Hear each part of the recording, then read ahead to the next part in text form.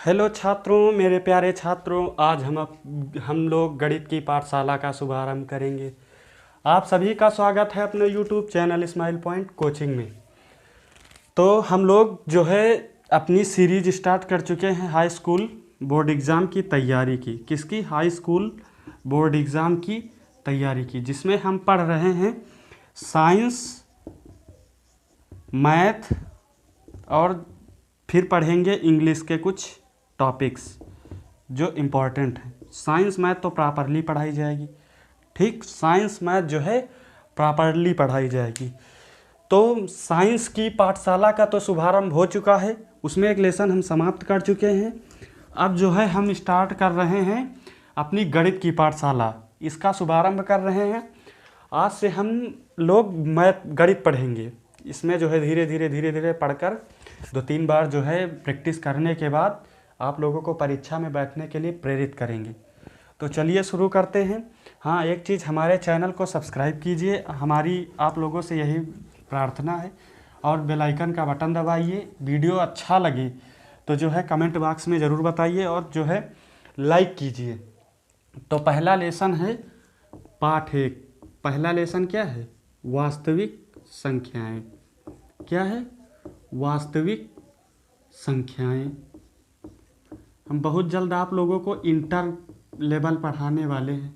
अब जो है धीरे धीरे ये थोड़ा सा कवर हो, उसके बाद लेकर आ रहे हैं इंटर की फिज़िक्स, केमिस्ट्री और मैथ, 3 सब्जेक्ट हम पढ़ाएंगे। यही मान लिया मैंने होती हैं तो हम यही पढ़ाएंगे। अब आज हम जो है लेकर आ रहे हैं वास्तविक संख्याएं। अच्छा, आप लोगों को एक चीज़ पता है, संख्याएं हमारी कितनी प्रकार की होती हैं?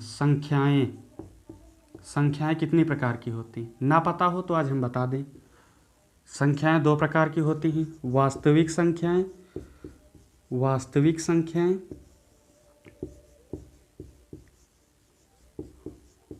और काल्पनिक संख्याएं।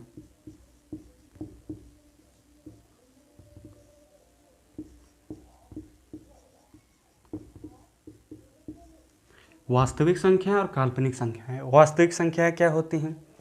जैसे 3, 4, 7, √3/2, √5/4। ये संख्याएं हमारी क्या हुई? यानी कि रूट में, मेन उद्देश्य हमारा ये रहेगा कि रूट में, यानी रूट के अंदर हमारी जो संख्याएं वो क्या हो? पॉजिटिव हो। क्या हो? पॉजिटिव, यानी कि धनात्मक। वो संख्याएं हमारी वास्तविक संख्या कहलाएगी, ठीक। मान लिया हम 3, 4, 7 को ऐसे छोड़ रहे हैं, ठीक। 3, 4, 7 को हम ऐसे छोड़ रहे हैं, 2 संख्या ले रहे हैं, √5/4 और √3/2। अब इसमें देख रहे हैं 5 भी धनात्मक है और 3 भी धनात्मक है। ऐसी संख्याएं आपको मिले तो वो कैसी संख्याएं होंगी? वास्तविक संख्याएं, ठीक।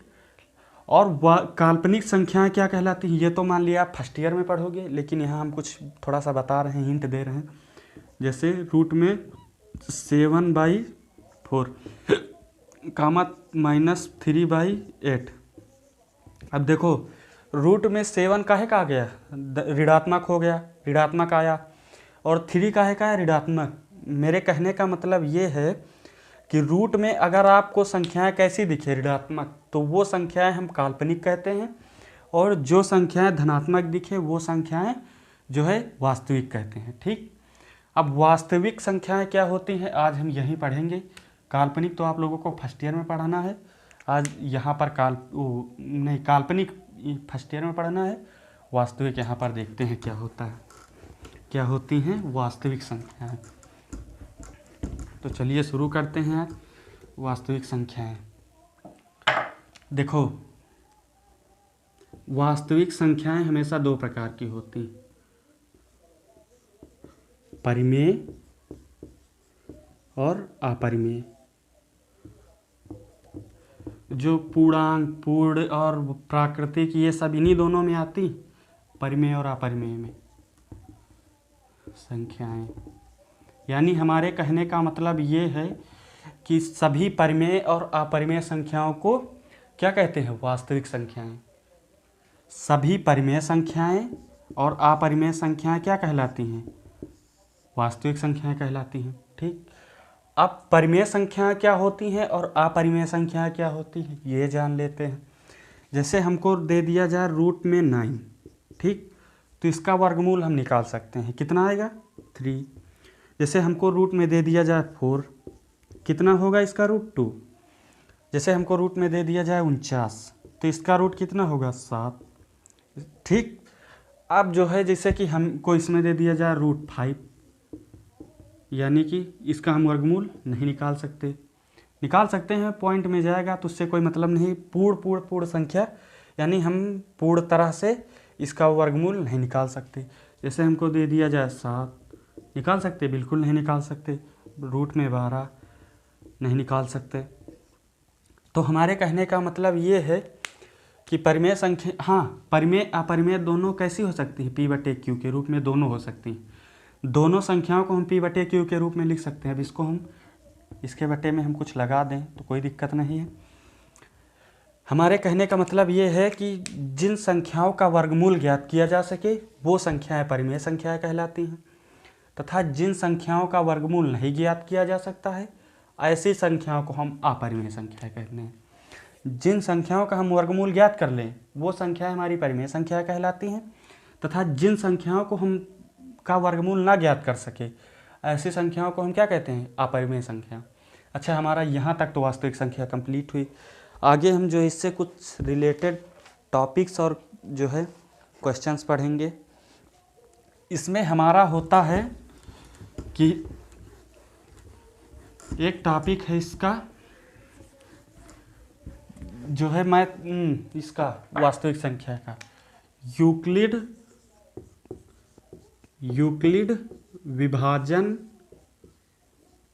विभाजन प्रमेयिका। घबराइए नहीं, इससे ज़्यादा वो नहीं है। हमारे वैज्ञानिक थे यूक्लिड, उन्होंने विभाजन यानी भाजित करने की यानी कि भाग की एक ऐसा प्रमेय दिया जिसे हम क्या कहते हैं, यूक्लिड विभाजन प्रमेयिका। उनका कहने का मतलब था कि जो भाज्य होता है, भाज्य वो हमेशा भाजक और भागफल का गुणा बराबर होता है, भागफल का गुणा, तथा जो शेषफल योग हो भाज्य और भाजक और भागफल का गुणा शेषफल को जोड़कर भाज्य के बराबर होता है। जैसे हमारा ये भाग हो जाए, ठीक, तो इसमें भाज्य भाजक भागफल क्या होता है, भाज्य, यानी कि ये हमारा यहाँ भाज्य हो जाएगा, जिससे जो संख्या भाजित की जाए हमारा यहाँ भाजक हो जाता है, यहाँ भागफल हो जाता है, यहाँ शेषफल हो जाता है। ठीक, इसका एक एग्जाम्पल ले लें, जैसे 7/16, 7 दूनी 14, कितना आया शेषफल 2। भाजक हमारा कितना है 7, भाज्य कितना है 16, भाजक कितना है 7, भागफल कितना है 2 और शेषफल कितना है 2। 16, 7 दूनी 14 हो जाएगा, प्लस में 2, 16 बराबर 16 हो जाएगा। देखो बराबर हो गया। ठीक, यही इसकी जो है यूक्लिड विभाजन की प्रमेयिका। जिसे हम पूर्ण विभाजित करने वाली संख्या देख लें, जिसमें शेषफल कितना आया 0 आ जाए, ऐसी संख्याओं को हम देख लें। जैसे एक संख्या ले लें, 25 को विभाजित कर दें 5 से, 55 में 25, शेषफल कितना आया 0। तो भाज्य हमारा कितना हुआ 25, भाजक कितना हुआ 5, भागफल कितना हुआ 5, शेषफल कितना हुआ 0।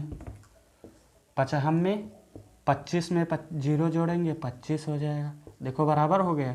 यही हमारी यूक्लिड विभाजन की प्रमेयिका। यही क्या है, यूक्लिड विभाजन की प्रमेयिका है। इसको नोट करो, ये वाला फार्मूला, इसको शॉर्ट, हाँ, डायरेक्ट याद करने का तरीका आप लोगों को हम बता दें, उसको पढ़ लो, वो याद हो जाएगा जल्दी। भाज्य को हम डिनोट करेंगे ए से, भाजक को बी से, और भागफल को क्यू से, और शेषफल को आर से। डायरेक्ट कहेंगे ए बराबर B Q plus R, A बराबर B Q plus R. Note कर लो इसको, उसके बाद आगे 2 4 6 सवाल किए जाएँ।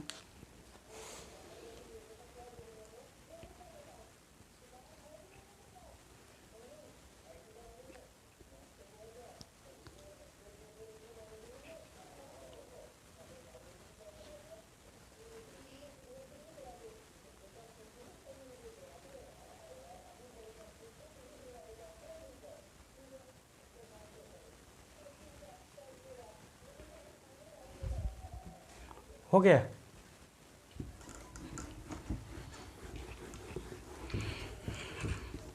देखो आप लोगों को हमें बहुत छोटा सा करवा देंगे, आप लोग आज जान जाओगे कि वास्तविक संख्याएं होता क्या है।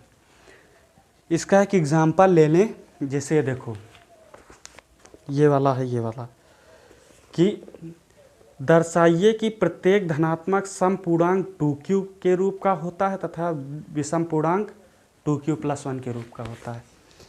एक संख्या हो गई हमारी 2q, क्या हो गई 2q, एक ये संख्या हो गई, दूसरी हमारी हो गई 2q + 1। दिखाना है कि ये हमारी जो है धनात्मक हो गई, धनात्मक सम पूर्णांक, सम मतलब जो 2 से विभाजित हो जाए। ये हमारी धनात्मक विषम है, ये सिद्ध करना है। ठीक, अब देखो होता है a बराबर B Q plus R, a बराबर b है 2, q वही है, r यहाँ कितना है 0। अब 0 का मतलब है कि वो पूर्ण तरीके से विभाजित हो रही है, और आगे संख्या कौन सी, सम संख्या गुणा कर रही है। जैसे हम 13 ले लें, 13 में 2 से गुणा करें, 13 दूना 26, संख्या कैसी आई सम। जैसे हम ले लें 27 गुणे 2 54 हो जाएगा, देखो संख्या कैसी आई सम, और जोड़ेंगे तो 54 ही रहेगा। अतः हम कह सकते हैं कि इसका जो शेषफल वो 0 है तथा भाजक कितना है 2, यानी एक सम संख्या है। शेषफल 0 है, भाजक 2 जो एक सम संख्या है, इसलिए हम कह सकते हैं कि 2q एक क्या है धनात्मक सम पूर्णांक है। क्या है, धनात्मक सम पूर्णांक। हमारा ये सिद्ध हो गया। ये हम ये लिखेंगे कि हमारा जो शेषफल है 2q में शेषफल 0 है और भाजक जो है वो 2 है, जो कि एक समधन पूर्णांक है, जिससे गुणा करने पर हर संख्या सम आती है, इसलिए 2q एक समधन पूर्णांक होता है। ये तो हमारा सिद्ध हो गया, सिद्ध हो गया है। अब बचाइए, तो जो है इसको देख लेते हैं क्या करना है। अच्छा उधर विषय लिख दिए, विषम करना था, विषम। विषम कैसे हो गया, बस सब कुछ वही करना है 2q + 1। देखो इसमें r कितना है, यानी कि शेषफल 1 क्या है विषम पूर्णांक। ये किसी में भी जोड़ोगे, जैसे 54 लिया था, 27 गुणे 2 54 हुआ, इसमें एक जोड़ो क्या हो गया 55, संख्या कैसी है विषम। और जैसे 13 लिया था, 13 दूना 26 हो गया था, 26 में एक जोड़ो 27, संख्या कैसी है विषम। अतः हम कह सकते हैं कि हाँ लिखेंगे कैसे कि हमारा 2q + 1 में 1 एक जो शेषफल है वो एक विषम पूर्णांक है, ठीक, जिसको जोड़ने पर संख्या विषम आती है, भाज्य हमारा विषम आता है। अतः 2q + 1 एक विषम धन पूर्णांक होता है। क्या कहेंगे, 2q + 1 एक विषम धन पूर्णांक है। लिखेंगे कि हमारा जो 2q + 1 में 1 एक विषम संख्या है जो कि शेषफल है, इसको जोड़ने पर हमारा भाज्य क्या आता है, ये भाज्य है हमारा, भाज्य क्या आता है, भाज्य एक विषम संख्या आती है। अतः 2q + 1 एक विषम धन पूर्णांक है। नोट करो, आगे जो है एक एग्जाम्पल इसी का आप लोगों को हम दे रहे हैं, करना आप लोगों को है, लिख देंगे बोर्ड पर, स्क्रीनशॉट लेके करिएगा। उसके बाद आप लोगों को जो है हम धीरे धीरे अवेलेबल कराते रहेंगे। इसको नोट करो। उसके बाद एक दे रहे हैं, आप लोगों को करना है, सिद्ध करना है, वही जो है। उसके बाद हम मिलेंगे आप लोगों से, नहीं एक क्वेश्चन करा देंगे, उसके बाद मिलेंगे आप लोगों से अगले वीडियो में, अगली क्लास में। हो गया? अगला है, चलो मिटा दें तो फिर लिखिए। आप लोगों को काम चोरी नहीं करनी है, हाँ, ये सवाल करके दिखाना, हल करना।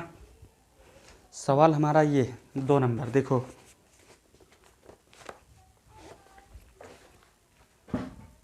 कृपया टेक्निकल प्रॉब्लम यानी लाइट प्रॉब्लम हो गई। हम मिलेंगे अपने अगले वीडियो में।